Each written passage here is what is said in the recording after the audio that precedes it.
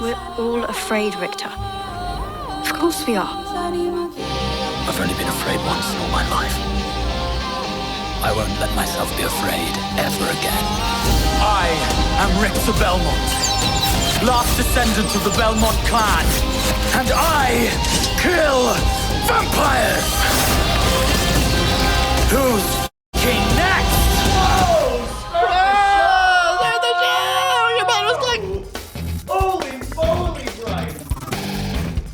Holy moly, Bryce! What did I just see? Because it looked an awful lot like a Nintendo game brought to life in a way that I never would have expected. Is that Nintendo's game? That's right. Hey, everybody, welcome to Cordkillers, the show all about watching the stuff you love, where you want, when you want, however you want it. I'm Bryce. That's Brian. Yeah, as it's always been. As it's always been. That was a trailer for Castlevania Nocturne. Did you watch any of the Netflix Castlevania series, Brian? No, but I do know that you were very enthusiastic about it, and it had a lot going against it because it's, number one, based on a video game, number two, American studio trying to do anime, number three, on a non-traditional platform, and yet it appeared to have nailed all of that and garnered a sequel, and the sequel looks pretty dope, I'm not going to lie. It looks good. This is going to adapt the games Castlevania Rondo of Blood and Symphony of the Night. This is vampire apocalypse, but this is during the French Revolution. This is coming to Netflix September 28th, but they're streaming the first episode the day before on YouTube. So take a look into that if you're interested in that. But this is great. More Castlevania. I'm down for it. So the streaming to YouTube, before we dive into the primary target, like, what do you think about that as a tactical strategy? Is it a lowering a position of Netflix, like acknowledging the superiority of YouTube, or is it a gift they're just giving to the world? No, this is just they can't do any promotion. They can't promote these things anymore. WGA. Yeah. I get it. Okay. That's certainly the most effective I keep forgetting at the moment. Yeah. Well, and we were talking about how, like, when you go into a movie theater, they don't have giant promos. They just have, here's a random Variety article saying this movie is quite good. Sure. Or all the pre-show clips of, thank you for coming to the movies. You're the heroes for buying a ticket. And to be fair, they were doing that even before the WGA stuff. Like, they were just really happy people were coming back to the movie theater. Yeah, well, that's just my personal grievance. Now I'm just editorializing. Well, let's start with the primary target. Can't editorialize this. Disney's been busy these past few weeks. Today, Monday, the 11th, ended a 10-day standoff between Disney and Charter's Spectrum TV over negotiations between linear TV channels like ABC and the Disney Channel, as well as the roles of telecoms in streaming. Disney was playing hardball with Charter. The channels were all of their channels were dark for 10 days. Most of them are back. And the two companies agreed today to a wholesale agreement to bundle some of Disney's streaming services with select Spectrum TV plans. That means giving folks a free subscription to Disney Plus, ESPN Plus, or the upcoming ESPN streaming service, which is still undated. We missed all of this, Brad, because we were off last week, and so this 10-day incident happened in those 14 days. Well, first off, did you even catch wind that this had happened, or see anything about this? Because I heard hints about it. I heard people mention it, but it didn't affect me. To be honest, I'm normally very plugged into the mechanics of these kind of face-offs, but I'm honestly astonished that I heard nothing about this over the last 2 weeks. And this is the first opportunity to even discuss and unpack all of this. So to be clear, this is not Disney Plus content being a channel on Spectrum. No. This is just Disney Plus as an add-on being available to people who pay for some Spectrum or Comcast thingy. Right. For Spectrum, it's the chance to be a middleman here as a facilitator between Disney and this TV audience. So that Spectrum still has a role, right? Because if everybody goes to Disney, if everybody just starts streaming, then why do we have a linear TV service? If you pull that string long enough.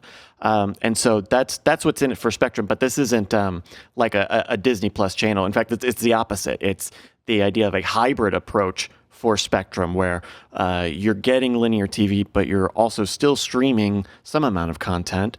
Presumably, you're paying less for TV. But it would be like, for example, whatever it is you get, you would get access to, like, let's say Andor, one of my favorite Disney Plus properties. But would you get access from this, or would it be on demand, or would it be linear, or this would be like some of the other bundles. You'll just get a Disney Plus login. I think the ones that they mentioned will be the with ads plan. So for Disney, you're still getting ad revenue off of the users, but otherwise you would just use this like you would use the Disney Plus apps and all. I think we're kind of out of. I think we're only really seeing Amazon and Apple still doing this, the channel format, where they're also rolling the library of content, that data, into a new app, or into merging it into a larger app. So there was a time that I definitely full-throatedly was singing the praises of more ads equals more of what we want, when we want, on whatever device we please. But at this point, more ads just kind of feels like more ads. Where are you at on that? Like, is this a general thumbs up for our agenda, or a thumbs down? I think this is a general thumbs up, mainly because if you get, I think this is all upside for Disney. I think that this is Spectrum and the telecoms trying to put anything back in Pandora's box. If you get people to use Disney Plus and they realize, oh, I could just go here and all my stuff's here, and if I don't really care what I want to watch, they'll recommend stuff. I think once you get enough people used to that, we might see a retraction in linear TV. I mean, radio's not dead. It's still around, but it's not what it was 50, 60 years ago. And I think this is a big concern that the telecoms who offer internet and TV and phone are having to wrestle with. It's a difficult reality. So actually, I think radio is a really good counterexample here, because while radio itself is nowhere near the behemoth it was in the 1980s or 90s or whatever, it's a very reduced thing. However, it is also a very highly targeted thing. If somebody is listening to AM talk radio, you can immediately intuit an awful lot about who you're talking to. And that's why you can run an ad for an HVAC company. That's why you can talk about sure. They're very local. Political. Yeah, exactly. Right. Sure. I wonder if we're seeing a version of that where, yes, all of a sudden the numbers are going to go way, way down, but you will know exactly who you're talking to if you want to spend money on ads. Maybe that almost implies that Charter wants to get into bed with Disney's ad selling part of Disney Plus, right? Like, I'm assuming that the bones of this transaction are Spectrum will get a cut off of selling people these subscriptions, because they'll get a wholesale price, whatever. So they'll get a cut on offering that transaction, but it's not like they will also get residuals on these certain customers who are watching ads facilitated by Spectrum, unless there's some other thing where there is a broader way for a consumer to be tracked across apps, right? If there was a world where, okay, Spectrum maybe acts as a phone home or some geographical thing, but I don't even think that they're necessarily needed for that either. This is all about, what do we need Spectrum for? We'll talk about this in Spoilerin time, but today's watch for Spoilerin time was, I believe, the first time that we had on the agenda a Miami Vice episode. And for a brief while, the only way to get it was to just pay the $2 and buy it, or the $3 and buy it in HD. And there were no ads. And now all of a sudden they're offering ads again. And I just didn't have time to do the calculus or think about it. And so I was like, whatever's fastest, just go. And so I got ads, and I have complicated feelings about how much the ads affected my enjoyment of the entertainment. How much do you think people are thinking about how ads shape your experience when you're watching a thing? Well, that's tough, right? Because we've had so many people who are used to services that just don't have ads historically at this point. but you also have the power of free.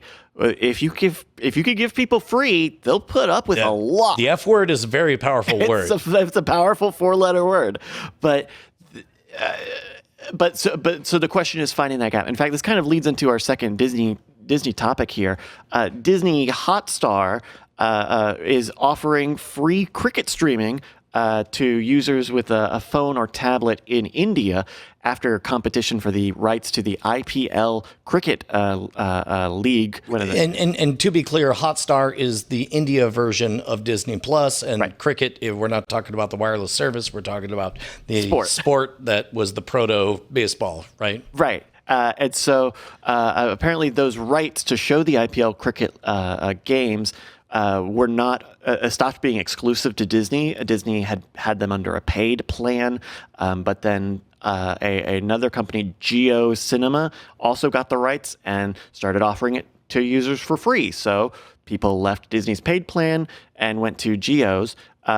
From a source who told Reuters, quote, "We were bullish on Indian subscribers' propensity to pay. That's not worked out. Free cricket is the only bullet left." So talking about the power of free, this is an instance where presumably Disney would have loved to have gotten these users to pay something for this content, right? But now they really have to compete in free space, which is not the free ticket. So imagine there's a sport that you care very much about, and you are, say a member of the world's largest democracy, 1 billion people plus. If you had a choice, would you personally choose, and by the way, write us, cordkillers@gmail.com, would you personally choose to watch the actual event unfold live with ads, or watch the facts of the event unfold via, let's say, the Unreal Engine or some kind of app that just cartoonizes and shows you the game as if you're watching it, but you're not watching the actual game. You're watching the facts of the game unfold. Of the game, You're describing. Well, see, the thing that you're describing is the ESPN app, which just gives you the play-by-play. Exactly right, and I'm also thinking about how much my children love baseball, which you introduced us to, where it's nothing but the facts of a game that isn't even really happening. It's just facts about a theoretical game. But how much do we hate ads, and what would we be willing to sacrifice to avoid them is the question I want to bring up. Presumably the answer will be an amount of money. I think it's two different types of viewers. I think it's two different types of. Let's say both are free. There's one. No, they can't be free because So it either has to be free, and we're paying with here. Okay, here's a bigger thing where fast services tend to be, that term tends to be used a little widely, but there are multiple different types of free. Right? You have Disney Plus with ads, where you pay a reduced price and you watch it with ads. Same with Netflix with ads. But then you also have services that are entirely free, whether that's Pluto and Tubi, whether that's YouTube or formerly Vimeo or in Dailymotion. There's a gap between those two because one of those is free and one of those is free. This is the part where I remind everybody that you can pay for an ad-free experience on Peacock, but they still feed you ads for other Peacock shows, even though you paid for ad-free. But that's neither here nor there. Yeah. But I think that's where that battle will be, not between free and paid, because it seems like with paid, prices are only going to keep going up, right? We've only been talking about price hikes. In fact, today the price change we'll be talking about is shocking because it's a price reduction. But other than that, prices keep going up. Yeah, sports is a curious animal because I honestly don't know if you're paying for the in-the-moment experience. And we saw a few months ago, that horrific experience where a dude appeared to die on the field. Like, is that what you want? Or do you want the facts of that tale told to you in real time? But I don't even know that Disney or Spectrum have, or Hotstar. I don't know. I don't know that there's that amount of editorial control from the platforms. I mean, neither do I. Email us. I'm just asking questions. Cordkillers@gmail.com. Here's one final Disney thing for you. Finally, Disney and Comcast have changed their agreement regarding Hulu's ownership. While a final price tag hasn't been announced, the companies reports are that the companies will begin transferring Comcast's stake in Hulu to Disney starting on September 30th instead of January of next year. The deal could potentially set Hulu's value at $27.5 billion, though Comcast CEO Brian Roberts suggested it could be even higher than that. And so this has been in the cards for a long time of Comcast Universal getting out of Hulu and Disney wanting to snatch up all of the remaining stakeholders in that. How would you feel, Brian, about Comcast getting out of the Hulu game, given that you would hope that this means that they will strengthen Peacock because of that? Hulu has always been, as we've talked about for 15 years, in my heart, a problematic, a challenging brand because it was, number one, as I've said before, it was conceived to stick it in the face of YouTube of, you're saying just anybody wants to go on your channel just for the content? We'll show you. We're a conglomeration. We're the Avengers of content owners, and we're going to make Hulu, and we're going to hope that it fails so that we can shove it in your face, YouTube.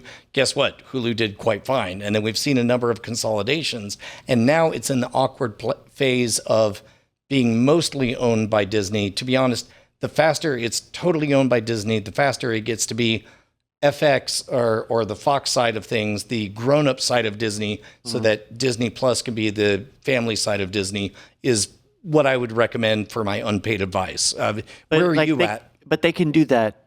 They could do that today with like the only thing that changes is presumably how much money Disney could take away from Hulu, because they want to keep Disney content on there, and it would behoove them to keep. To me, it would behoove them to keep Comcast or another broadcaster involved, only so that they all have incentive to continue using Hulu as the TV thing, not Disney's TV thing, but the whole TV. Like only because.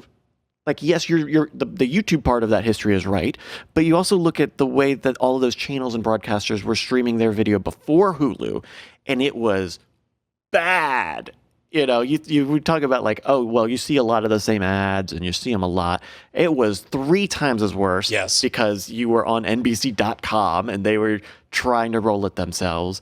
And I think the idea of Hulu worked because you got a lot of people and a lot of channels under one roof. And I think that will be a detraction if NBC or Comcast find a reason to get out of the Hulu game. I believe you are 100% correct in terms of the customer journey. But if you are a stakeholder in any of the parties involved, then if you are Disney Plus, you're asking, why aren't we keeping all the money from Hulu? If you are Universal, you're asking, why aren't we getting more money from Hulu? Sure. So knowing that all of them have knives out for each other, it doesn't surprise me that we've seen Hulu kind of spinning around in circles. Like the best Hulu has done is FX Originals on Hulu Plus, or Hulu Plus as a cable replacement service. Yeah, I mean they have their live TV service, which is doing well, and I think they are a strong contender when it comes to VOD. It will be strange to see because especially if Disney is running Hulu and ESPN Plus and Disney Plus and any number of kids apps and this upcoming ESPN direct-to-consumer flagship streaming service. Hey, if you bundle those up, then maybe hey, bundle up Warner and bundle up NBC, and then you have a telecom, then you have cable, then you have actually just recreated cable, and then all you've done is cut Spectrum out of that. I think you brought up the elephant in the room, which is ESPN. ESPN needs to be totally separate from everything, but right now it's so entangled. It had these multi-year contracts with the cable companies. It had multi-year contracts with. There's a reason it's entangled with Hulu and so on. Sure. ESPN should live in its own ecosystem. Hulu should be grown-up programming or television writ large. and Disney Plus should be family entertainment only. And right now, it's just going to take a while for all of those contracts to expire, so everyone could disentangle and make their own lanes. I guess for Disney, the question will be, what does that look like? How do you consolidate that more?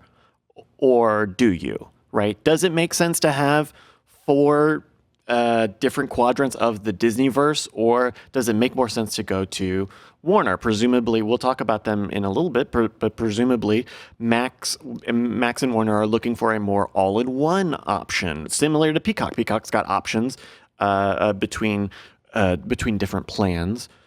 It will be interesting to see what shakes out as I don't know, the most successful. I personally am a fan of everything pretending like it's its own independent stripe and secretly being under a big umbrella. But when it comes to board meetings and talking to investors, they all want to hear what's the one thing that makes all the money. So I don't know where they're going to go, but if they paid me, which they don't, then that's what I would advise. But you know who does pay me, Bryce? Okay, it's not big TV, maybe a small TV. Small TVs? Yes, think smaller, my friend. The silver screen, the bronze screen, Ugh. the pewter screen. Think cheaper, my friend. The radio, The silicon screen. It's beach sand. That's who pays me. And you know what they pay? How do they pay? Well, we gave them a reduction in price, and there's one patron who every time I increase or decrease the amount that I expect, I see the Patreon notice that they have exactly adjusted. So I'm going to say, congratulations. We want more of you. So now it's only $1.31 to be our boss. Head on over to patreon.com/Cordkillers. That's right, patreon.com/Cordkillers, Patreon. You'll get early access to all the content. You'll get your own RSS feed. You'll get the smug satisfaction of being one of our bosses. Be smug. And you'll go to the top of the email queue. Just give us $1.31 per episode. That's right. At Cordkillers. Or patreon.com/Cordkillers. You just about had it. All right, let's find out what to watch in Under Surveillance. Nailed it. We both nailed it. We're both great. We got it. I don't even know why we had the other guy. Who's that guy? We also have some Max news today. Max will, first off, reportedly start offering free sports later this year. From The Verge, you may only get to watch free sports for a few months, though, as sources tell Bloomberg that it will make viewers start paying in February or March of next year. Now, this is strong. If Max is able to work in sports, show users how much convenience there is in a free version, and if they can beat ESPN to the game, this could be really big for Max. How do you feel about that, Bri? It depends on how they implement it. Depending on the user interface, I could picture opening up Max intending to watch Our Flag Means Death or whatever, but all of a sudden I'm seeing the middle of some major sporting event that I'm excited about. Yeah. I could see myself being lured into associating it with live sports, but to be honest, the Max brand, the HBO brand, all of the associated brands, I think of them more as places for the documentaries about the sports than the live updates on the sports. That feels like an uphill battle to me, but what about you? I think because we covered, I think it was on our last episode, that they're planning to offer CNN in Max as well, some sort of news option. Now CNN, in my mind, lives as its own brand of up-to-the-minute, reasonably, air quotes, unbiased news. Whereas I don't feel that for any of HBO or Max. Well, but if we're talking about Turner's got these rights. It's not like they don't already have NBA rights, NFL rights, and MLB rights. So they know how to just turn these games around, show that I just think it's great timing with them and ESPN. Yes, they do have the chance to snatch victory out of ESPN's hands because they're tied up and taking their time. And in the chat, Lon makes a very good point. HBO used to be synonymous with live boxing events, so there is a precedent for it. And HBO does have, it's not big, but they do have a lot of sports, not just the sports docs like Hard Knocks, but they do have like sports journalism with real sports, you know. And also even I think their number one thing right now is Winning Time, a fictionalized version of real sports events. That's right. So it's like HBO is cozy with sporting. So there is a move there, and ESPN is kind of lollygagging on the live stuff. So, you know what? I think you've convinced me. I rescind my rejection, and I think that there's a real opportunity here for Max to snipe something out of the hands of ESPN. Well, that's not the only chance. We've been talking about how streaming TV is moving away from expansion and into consolidation. As it makes that transition, you can see more partnerships and collaborations. Here's a new one today. Max, the service with HBO, will offer 200 episodes of titles from rival streaming service AMC Plus for 2 months, starting September 1st, going until October 31st. AMC Plus offers shows from the AMC family of networks, shows like Killing Eve, Fear the Walking Dead, Interview with the Vampire. The shows will be in a tab labeled, quote, AMC Plus Picks on Max, and will not have ads run against them, even if you are subscribed to the ad-supported version of Max. Is this AMC trying to grow more awareness of their shows and their streaming service? Are they testing the waters on becoming just a supplier of shows instead of trying to run their own platform? Brian, what do you think this means for AMC? I think it's two things. Number one, it is a press release that AMC does not intend to create their own service. Because if I mention an AMC show, whether it's Walking Dead, whether it's Better Call Saul, whether it's Mad Men, et cetera, you can think of what platform you saw it on, whether it's cable television, whether it's Sling TV for a while on Better Call Saul, whether it's buying them on Amazon or whatever, but never do you think of AMC.com? You only think AMC Plus or whatever it was, right? So as a result, if they're giving up on this is an excellent way for them to get leverage on other people's platform. Essentially, this reads to me like they're playing The Bachelorette. They're putting themselves out there and asking, who likes AMC? You like ankles? I mean, is that crazy? Is that too far out there? No, I don't. And part of this is, thinking about that list of shows you mentioned, here are some shows that are not a part of this. Mad Men, The Walking Dead, Breaking Bad, Better Call Saul. But my point still stands. No, you're right. It's like that. All of those bullets in AMC Plus holster they can't use them. So it is. I think the big thing about this is it's a little stunty. I think this is the first big one. I mean, I guess we talked about HBO shows going on Netflix last month or the month before, and to apparently large success on Netflix's rankings. This is just the next one to do it, right? This was for HBO on Netflix. That was a Lilyhammer moment. For AMC Plus on Max, maybe this is the House of Cards or Arrested Development moment. And then this just becomes common. Oh, Max has got some AMC stuff this week. Oh, Peacock's got some racing stuff this week. There's more. I'm sure more streamers would love to do free weekends. More content libraries would love to have free weekends. Well, and keep in mind, not everything has to collapse into tidy columns. It could be that everything stays messy forever. And maybe this is just AMC announcing, hey, man, we're very promiscuous. We will go on whatever network will write us a check. We are okay with that. We have excellent content. Yeah. We're AMC. It stands for... you know what? I'm not even going to try to make amazing content. Plus, a couple of other what to watches for you. Our Flag Means Death is returning to Max on October 5th with another accelerated weekly schedule. 3 episodes will come out at first, followed by 2 episodes a week, and then the finale on October 26th. I'm excited. It seems like this is also Max co-signing on how that first season was released in kind of a few episodes per week.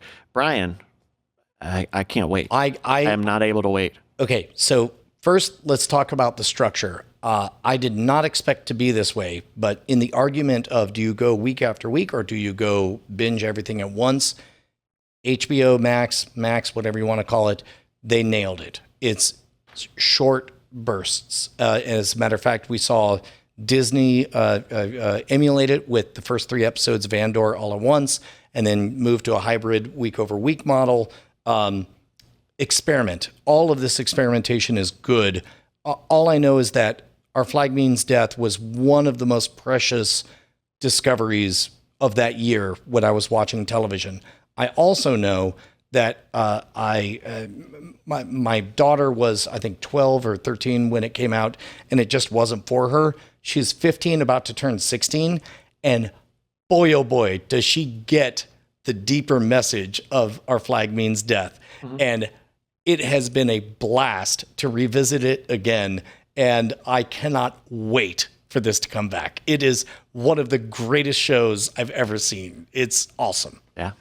CBS, speaking of great shows, CBS is working with Casper Kelly of the viral Too Many Cooks video to release 5 animated shorts set in Star Trek settings. The first one is out now, called Skin a Cat, and the rest will come out on Wednesdays on Star Trek's official YouTube channel and website. I watched that first one, Skin a Cat. It's only about 3 minutes long.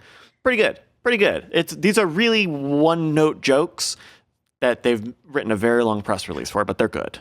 Were you familiar with the background of the particular universe that each one-note joke took place in? I've only seen this first one. It's not these aren't even like multiple jokes. This is one 3-minute video that came out today, and then next week I'm sure will be another 3-minute video. I did not need to for the one that I saw. But it was based in what, the Voyager universe? It was old school animated. It kind of looked like this one here in the graphic, where it's cell shaded, simulated old cell style. Yeah, I think that's what's his name from Voyager. Yeah. Okay. So check that out. Lastly, a new trailer for Loki Season 2 came out. That is going to start streaming on Disney Plus October 6th. We really dug Season 1 of Loki, minus maybe the last that little monologue at the end. We found the overuse of the Unreal Engine powered digital set a little bit tedious, but outside of that, we really enjoyed Loki. To be honest, this was one of those that I was afraid to watch. I didn't watch it. Did you? I did. I did. This is an exciting trailer, but I was already excited, so I guess I didn't need another excitement. Did it confirm for you that Loki was going to continue to be Doctor Who in the MCU? We'll see, because this, Marvel. They like to tell a long serialized story. They like to give you a prompt that could be, it could be procedural. We could do a Loki procedural all the time, but we got to put him in this movie. Loki, and then we need you to fix yet another problem in the universe and space and time. Right? Go. They don't do that. But I'm looking forward to that. That's October 6th on Disney Plus. It's time for Eyes On, a little bit about what we've been watching lately. Brian, what have you been watching? Oh, my gosh. I'm so glad Tom's not here, because Tom doesn't like when I talk about video games. But guess what I'm going to talk about? I'm going to talk about a video game. Okay. I'm going to talk about a video game that's been under my nose for like 3 or 4 weeks, and I finally couldn't ignore it, because the reviews for Baldur's Gate are so good. Baldur's Gate 3... that I went back to it, and it brought back to life everything I loved about the original tactical strategy of Fallout. It brought back to life everything I loved about the D&D movie, and it actually fixed things that my child was complaining, like, well, technically a tiefling should look like this. Guess what? There they are. You could do it. And most importantly, the way the game plays is, if you can think of it, most likely you can do it. Like whether it's shooting an arrow at the top of a chandelier to drop on somebody, or instead of shooting an acid arrow at a person, shoot it at their feet and then use charisma to cause them to walk towards you, or having one character talk to a shopkeeper while the other one robs the place blind. It is wildly creative, and it's quite good, and from what I understand, quite authentic to the D&D mythos. It's excellent. Nice. I really dig it. Well, it's an official D&D thing, so presumably it would be pretty close. Yeah, very awesome. I also, well, no, not also. I do have a video game related thing. I was about to say, it's about as also. It's just the other side. I'm talking about a movie that's a video game. You're talking about a video game that's a movie. And it's really not even about the video game. It's Gran Turismo. I finally got a chance to catch Gran Turismo, the Neil Blomkamp racing action movie. This is a good movie. Like is it good or cute? Ooh, it's good. It's good. It's good. They do a good job. Like there are stakes. There is a bit of stakes. They do. It's based off a real story. So it's based off the real story of a kid who was very good at driving in the Gran Turismo video game. So they put him in a car and they let him drive, and he was okay. What a sales pitch. If you want to see that story made real with the sheriff who punches people in Stranger Things, boy, do we have the movie for you. And Legolas. It is a really good story. It is a fascinating story. It does run up against some of probably the more tragic sides of motorsport. And I think they do a pretty good job of taking Yan's story and what does happen to him, and also telling a very good underdog story. I will say by the end of the movie, kind of forgot we were talking about Gran Turismo. Kind of not a lot of Gran Turismo here. Kind of just a good underdog story. And the Gran Turismo logo. I mean, wouldn't that be like me not knowing anything about the original story? That would be my hope, is that it would start off like, I'm going to go see the video game thing, and then forget that it's to be honest, kind of like the D&D movie, where it's like, sure. I went in like, oh, let's see what you do with D&D. And I'm like, I don't care. I love all of this. And I guess maybe just to put a button on it, subtextually, like, it kind of makes sense, right? I mean, it follows Yan's story, right? He starts playing the game. We start spending a lot of time telling you how great Gran Turismo is. But at the end, he is a real sports car driver. He's still a driver. Sportsman. He's a sportsman. He's the racist. He's the fastest racist out there. He's a racist. But in a similar way, the movie and Yan go from video game to real sport. So I think that's maybe more there. Anyway, check it out. It's called Gran Turismo. I think it's on the theaters. If you've got something we should be on the lookout for, please let us know. Cordkillers@gmail.com. How will they send us that email, Brian? I recommend using a computer, and not just any computer. Wow. Take it from me, Brian Brushwood, who just spent a whole 12 hours downloading Baldur's Gate 3. You're going to want a nice computer to run that game on, and you better get it from doghousesystems.com. Head on over to doghousesystems.com/rogue. Spell it right, ROGUE. You'll get an extra goodie, and most importantly, you'll be paying back the deep, deep debt that we owe them for all of the loaned systems that make this show possible. That's right. Thank you to our friends, Doghouse Systems. Doghousesystems.com/rogue. And Brian, what else should people check out? Ooh, I'm holding my powder. It's getting ready to be... Hold that powder. It's getting ready to be holiday season, and as you know, we work really, really hard to have exceptional gifts over at scamstuff.com. I will say that for people who already know what I'm talking about, there is a secret puzzle box that we're working on that we have not publicly announced yet. It's the best thing ever. Bryce, I'm going to speak in code. Yeah. You know that there's a special ingot that comes inside this puzzle box. That's right. And you know that the ingot is comprised of both earth metals, pieces of the actual physical property that we live on, and I don't know if I've mentioned it here, we're literally buying meteorites from space to put into the ingots, right? From that space? Yeah, from the out there space. Like they land, meteorites land on Earth, and then we buy them, and then we melt them into this ingot. Is it the same as that space? Two things we found out. There's also space over there. I think. Number one, each ingot is hand numbered by Ryer, but most importantly, we found out that they're slightly magnetic, and it's not from the elements on Earth; it's from the elements from space. Oh. So we will finally find out what they have instead of north and south polarity out in space. Scamstuff.com. Here's the thing I didn't know until 3 days ago. They fluoresce. Oh. Ryer's a genius, and he put a black light over them, and they fluoresce different colors. It is wild. Wow. So later on in the after talk, I'll send you a picture of it. But oh my God, this is going to be a good one. Well, go on over to scamstuff.com or go to gimme.scamstuff.com. Get on an email list and join the people in the know. Some people already know what we're talking about. Yeah, gimme.scamstuff.com. You may win something for free, but most importantly, you'll be in the know. That's right. All right. Well, let's talk about the front lines. Frontlines. Now that HBO's Succession has wrapped up, creator Jesse Armstrong has spoken up about the true meaning behind the ambiguous pen mark in the final season. Speaking in London, Armstrong said, "If you were crossing something out, you wouldn't start underneath, would you?" So, oh man, that's kind of a bummer because the ambiguity of that moment was a pivotal plot point. So basically he's saying, yeah, no, it was underlined. Yeah. Yeah.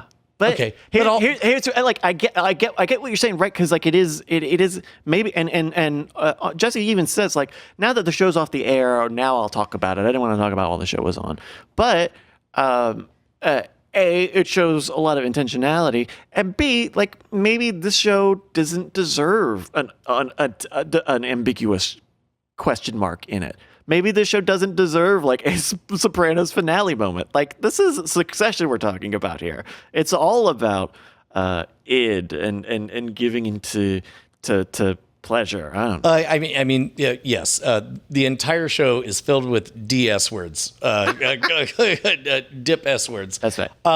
Meanwhile, Tubi announced that they have 74 million monthly active users, up from 64 million 6 months ago, and that they measured 4 billion streaming hours in the first half of 23.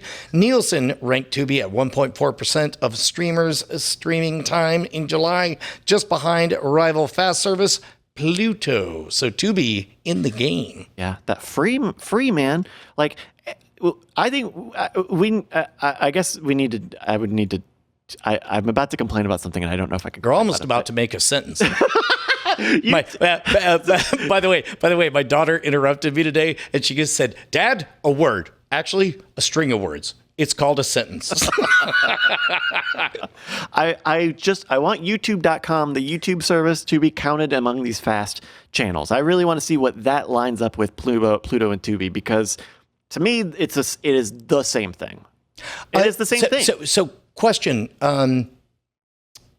who loses in that scenario? Like, is there a reason that YouTube is not fighting to be included in these numbers? Because I agree with you. I think low-key, quietly, YouTube is dominating so hard, they almost don't want to tell the world how hard they're crushing.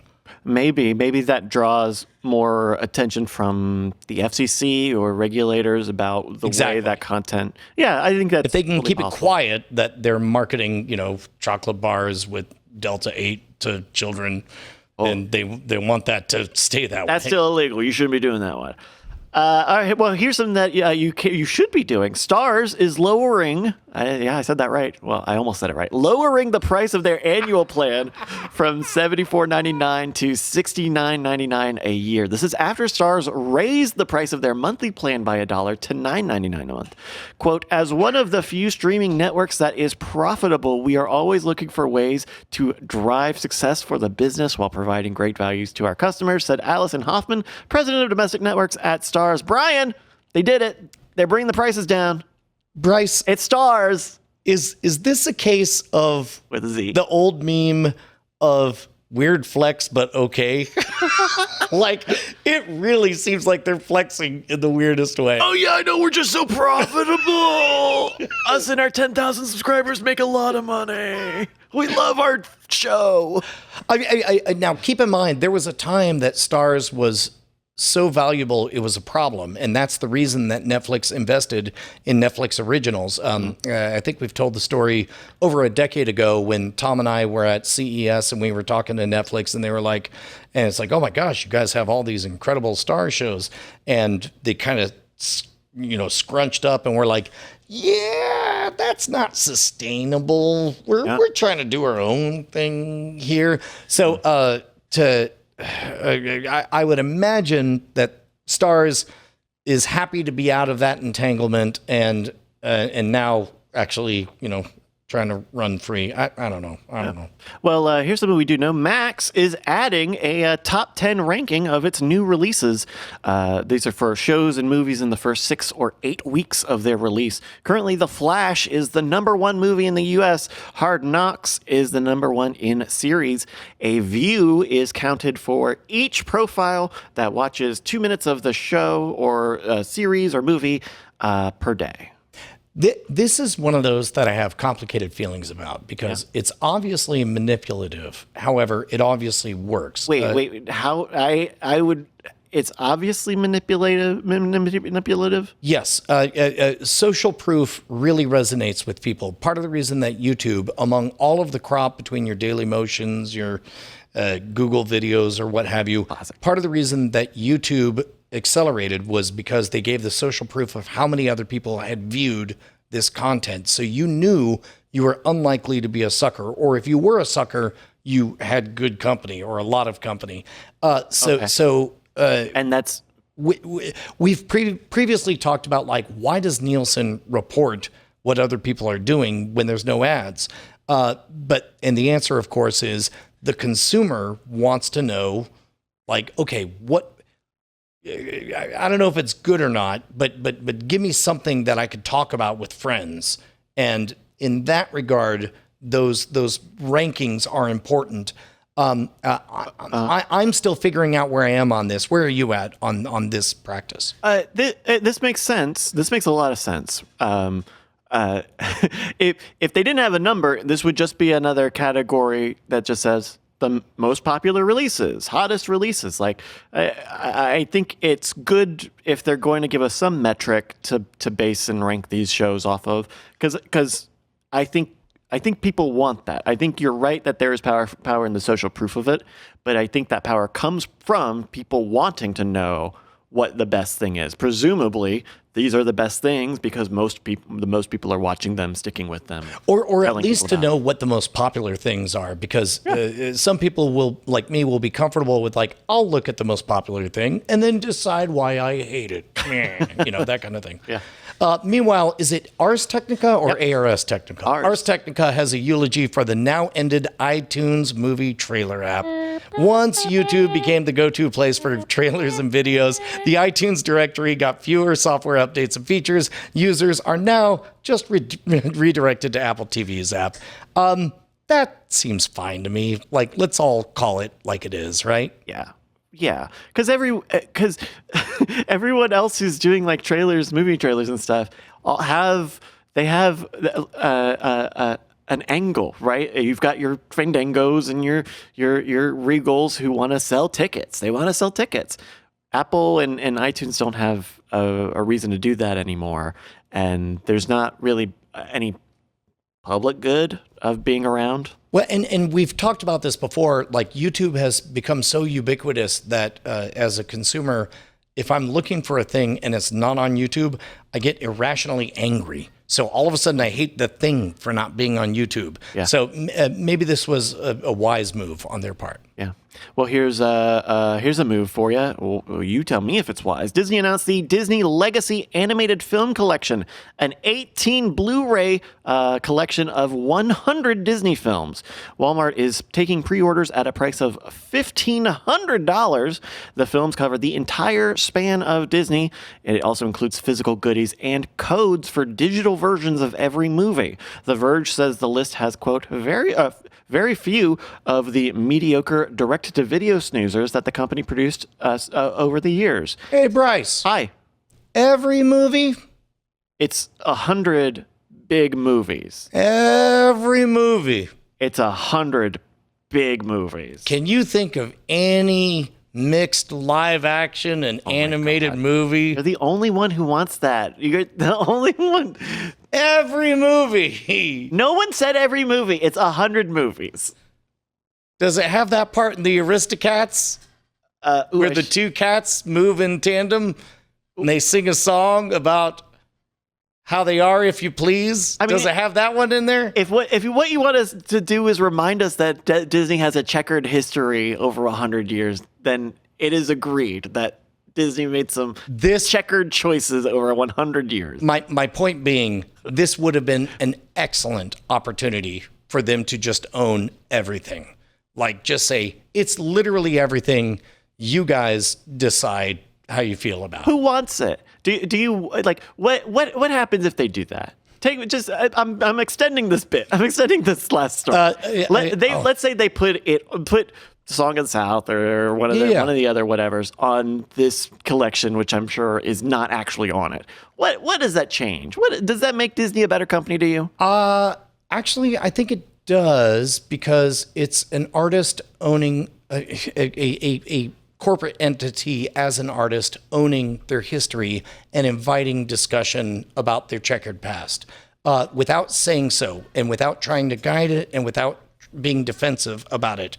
Like, yep, this is what we've done. This is all of it. And now keep in mind, this comes from somebody, as you well know, who goes to confession every week on Great Night and thinks of the worst thing he did all week and blurts it out so that the universe can have nothing on him. But maybe, I don't know, this would have been, for all I know, they are in there, but this could have been a very good opportunity for Disney to just say, this is what we've done. Please discuss. Well, all right. Well, but understanding like this is not the venue that they've chosen to do that. Outside of that, how do you feel about 100 movies in 18 discs? For $1,500, that's dumb as crap. Really? It is the list does have a lot of bangers on it, I will say. Such as? It starts with Snow White. You've got all of the classic I've heard of her. Pixar's, Toy Stories, Incredibles. It's a lot. There's not a lot of Jafar Goes to the Dentist. It's Jafar Goes to the Dentist is my new favorite series. But this is all physical media, though. Yes, they're Blu-rays. Well, but you get digital codes, so presumably those would be Movies Anywhere or. I guess that's also why I see a missed opportunity, because if you have challenging material that needs to be discussed, at least make it, take 2 or 3 steps to get there. And unlike Disney Plus, where everything is one click away, maybe put your challenging material 2 or 3 clicks in so that you have to show some investment, that you're actually trying to watch and dissect what it meant in the context of the time or whatever. I just feel like the only indictment I could give is if they don't include all of the weird stuff, they've missed an opportunity. I think for a company that is so image focused as Disney, this is not the place where they do that. So where do they do it? Probably nowhere ever. Because what if I was Disney and if you pressed me, if I was Bob Disney and you pressed me on it, I would say, well, don't we want to? We would like to move on and prove that we are better than that. We agree that happened. You agree that happened. It's out there. It's not like people can't find it or watch X, Y, or Z. But we don't really want to. They have only so much that they want to continue to hold on to, publish, and perform any number of these old historical things. But we are getting in the capital W weeds on this one. I do have a pitch, though. Tell me if you like this. So out in San Francisco, there's the Disney Family Museum. And the first thing when you walk in is you see the special super duper Oscar that they made for the Disney Corporation, consisting of 7 different Oscars. And then you walk through the phase and you walk past an entire exhibit where Walt Disney was obsessed with taking down communism and he hated unions and so on. Then, like, what if if you physically want to show up and you physically want to walk through the story and you physically want to watch this movie, it's right there, buddy. That's all it takes. And so that makes Disney better this solves Disney for you. That puts Disney in takes them out of the lose column, put them in the win.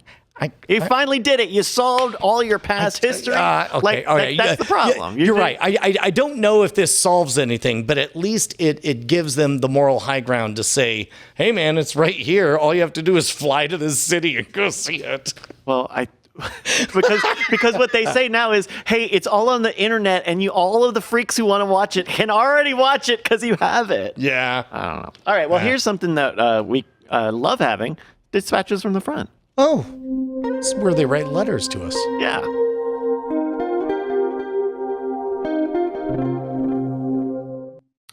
Brian, we got a letter here from Gubbins. Gubbins says, Cordkillers, one of the sticking points I am having with replacing cable for my parents is that my dad switches channels a lot by typing in the channel numbers. He also likes using the back button or the recall button to go between two channels when they have commercials or when a program is boring. How can I replicate that ease of changing channels on a streaming service? Is that even a thing?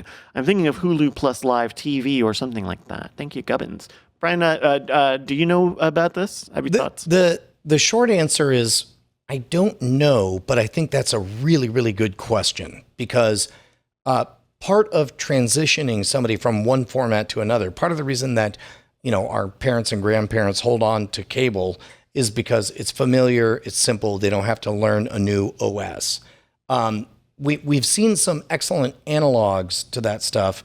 Part of it is like you could throw money at it to get rid of the ads and you just go to the thing and the thing is there. Part of it is aggregators like the Apple TV hardware device that knows all your logins to all the things and just pretends to be a cable box and what have you. Mm-hmm. I think that while I don't have an answer, Gubbins, I think you've asked the very most rightest question that people should write into us at cordkillers@gmail.com. Bryce, do you have any intuitions about this? I was trying to find an exact answer, but I couldn't in that past minute. But I thought that at least one of the streamers with live TV did have like a previous channel or a recall channel button, but I also know that a lot of them don't. In a frustrating way because there's not an alternative. There's not like you can type in 1355 and that gets you what you were, that gets you the speed channel or whatever. Like there isn't anything like that in most. So I would say maybe base that on what you're looking for your parents, Gubbins, is see if there's because it is a common thing. People like that. People want that. That might actually be an opportunity if somebody wanted to create a website or a platform or something where it's like, hello, for $5, I'm going to listen to what you like to do, and then I'm going to teach you how to do everything you want to do cheaper and using essentially the same things. Okay, for 24 hours, I have watched the way you watch TV. Seems like you like blank, blank, and blank. Seems like you always skip over at this point. This may be an AI opportunity to create something that organically helps people transition over from one to the other. But yeah, please let us know, Gubbins, how it goes, because I wonder if moving to streaming or moving to watching more stuff on demand will kind of wash all of that out, kind of to bring it all along.